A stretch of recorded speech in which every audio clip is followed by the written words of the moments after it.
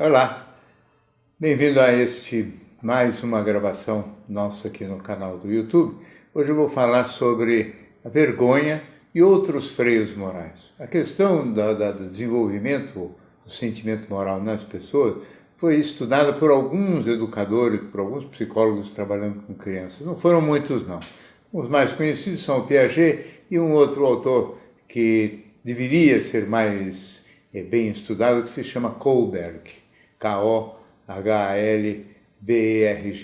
É um autor que acabou classificando as fases do desenvolvimento moral num número mais ou menos de 6. Numa versão bastante modificada por mim, eu vou começar, inclusive, pelo segundo grupo. A vergonha vai fazer parte de um desses grupos e é por isso que o tema da vergonha, que é um tema que muitas vezes aparece, que quer dizer, sem vergonha, com vergonha, etc., vamos poder falar em cima dessa classificação. A forma mais primitiva de freio moral é o medo de represália física, quer dizer, a criança se comporta dentro de certos limites por medo do castigo, por medo de levar um tapa no bumbum, por medo de perder alguma regalia, por medo de perder o afeto da mãe ou do pai. Quer dizer, então o medo de algum tipo de represália é o primeiro freio moral e, portanto, ele depende basicamente da existência do medo. O segundo freio moral, já um pouco mais sofisticado, ainda está na linhagem do medo.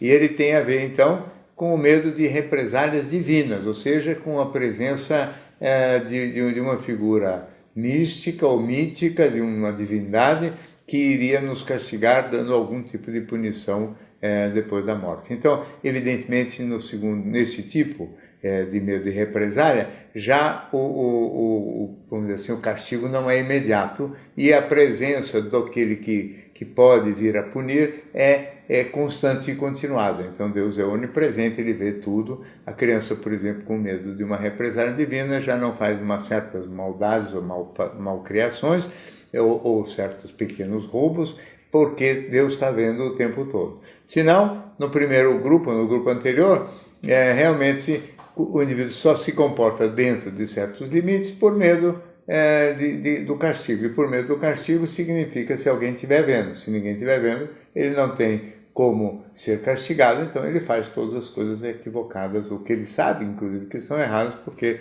não vai ter nenhum tipo de castigo. Nesse terceiro grupo, que seria o grupo, então, do medo da represália divina, já existe uma conduta permanentemente correta por medo desse castigo celeste posterior quer dizer, os pecados que vão ser pagos numa outra condição depois da morte. O quarto grupo seria o grupo que responde à vergonha. Quer dizer, vergonha o que significa? Medo da ironia, do deboche, medo de uma reação crítica das pessoas em geral, mas não obrigatoriamente ligado a nenhum tipo de castigo. Quer dizer, um menino que faz uma malcriação, uma bobagem na sala de aula e o professor faz uma gozação dele e todo mundo ri dele, ele fica vermelho, ruborizado, envergonhado, mas é uma vergonha que na verdade não vai implicar em nenhum outro castigo. A vergonha em si, a sensação desagradável de ser objeto do deboche, já é o tipo de castigo.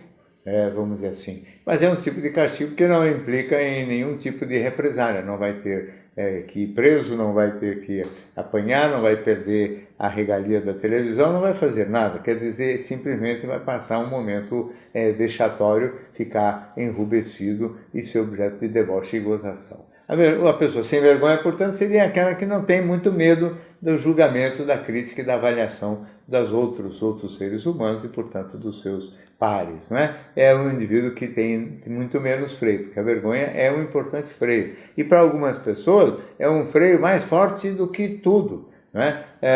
Por exemplo, em certas culturas, o roubo, né, no caso do político que rouba, não é grave o roubar, segundo o próprio político. O grave é ele ser pego roubando. Então parece que o indivíduo, em algumas culturas orientais, ele se suicida, não porque ele roubou, mas porque ele foi pego roubando. Então ele perde a honra ao ser objeto da descoberta da falcatrua dele. Isso é curioso porque, na verdade, é uma forma muito primitiva e muito boba de freio moral, porque o indivíduo responde apenas à imagem que ele reflete e não à conduta moral propriamente dito. Todos esses limitadores são limitadores externos, medo de represália externa, medo de represália divina, medo de passar vergonha, são situações todas em que o indivíduo, de alguma maneira, responde a limitações que vêm de fora. O verdadeiro sentimento moral é quando alguns conceitos e princípios e valores estão introjetados, internos, dentro da mente da pessoa. E essa introjeção ela se dá durante os anos de formação e existe de dois modelos. Um primeiro modelo, mais grosseiro, é quase como se fosse que corresponde ao quinto grupo desses que o Kohlberg divide, né? Seria o tipo que decora o contrato social. Então são pessoas rígidas, o certo é certo, o errado é errado, o justo é justo, o injusto é injusto, não são pessoas que fazem nenhum tipo de negociação. Então roubar é sempre errado, não existem dilemas morais para essas pessoas, porque sempre elas sabem distinguir muito claro e definitivamente o que é certo e o que é errado. É um grupo que tem valores internos, que funcionam de acordo com esses valores, mas são muito rígidos, não tem jogo de cintura, não tem habilidade para lidar com situações novas, com situações que não caibam rigorosamente dentro daquele seu sistema, vamos dizer assim, de valores.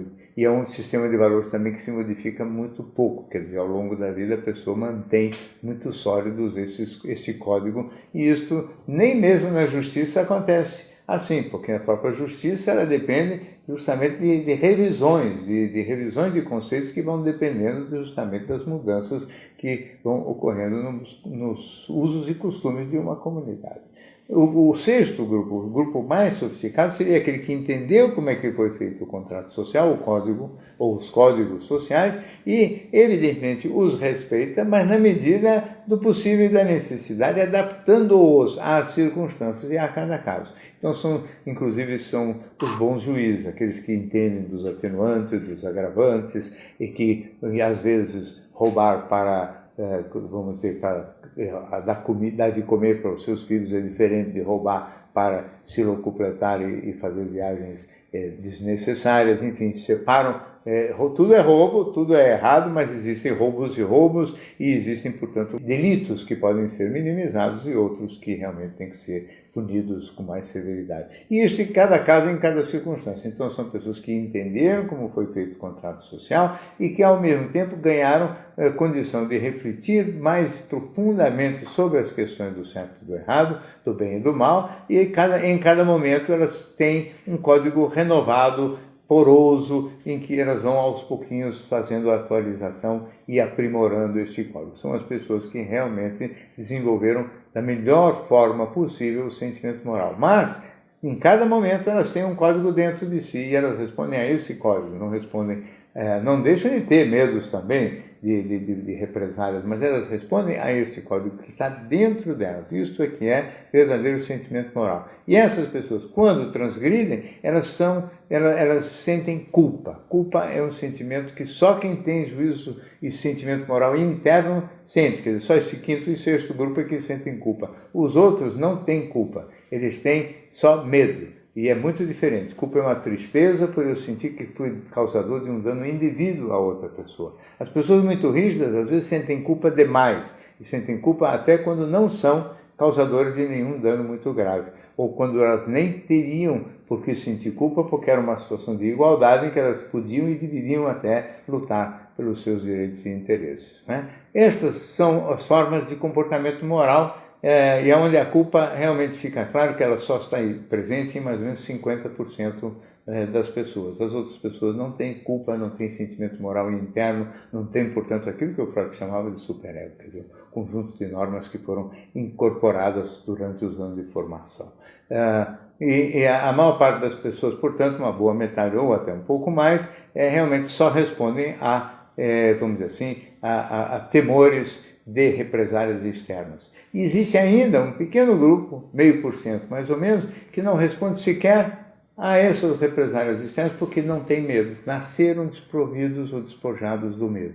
Essas são pessoas praticamente impossíveis de serem educadas e são aqueles que com facilidade evoluem na direção do comportamento dramático do antissocial ou assim chamado também psicopata. Quer dizer, o psicopata não se caracteriza por ausência de culpa, e sim por ausência de medo. Você não tem culpa e nem medo. E, portanto, ele é, em princípio, ineducável. Ele só vai responder ou se comportar adequadamente se ele se governar por uma lógica racional, quer dizer, por um sistema de ponderações racionais e valores racionais que ele venha a desenvolver. Isto é muito raro, muito difícil, de maneira que não é incomum que o psicopata seja um tipo de pessoa incurável. Esse seria o primeiro grupo, então, né? Não tem medo nem culpa. Segundo grupo, medo de represália externa. Terceiro grupo, medo de represália externa e também medo de represália divina. Quarto grupo, medo das represálias de todo tipo, mais vergonha. Quinto grupo, todos esses medos e vergonhas, mais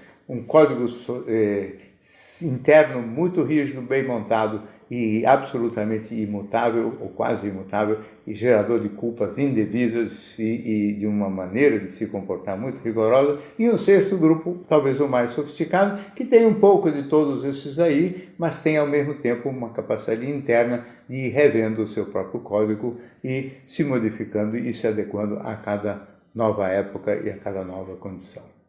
Bom, essas são as considerações a respeito da reflexão moral que eu gostaria de deixar aqui registrado em mais essa manifestação no meu canal do YouTube. Se você gosta, acompanhe, assine e participe e receba sempre as novidades que aparecem por aqui. Até a próxima.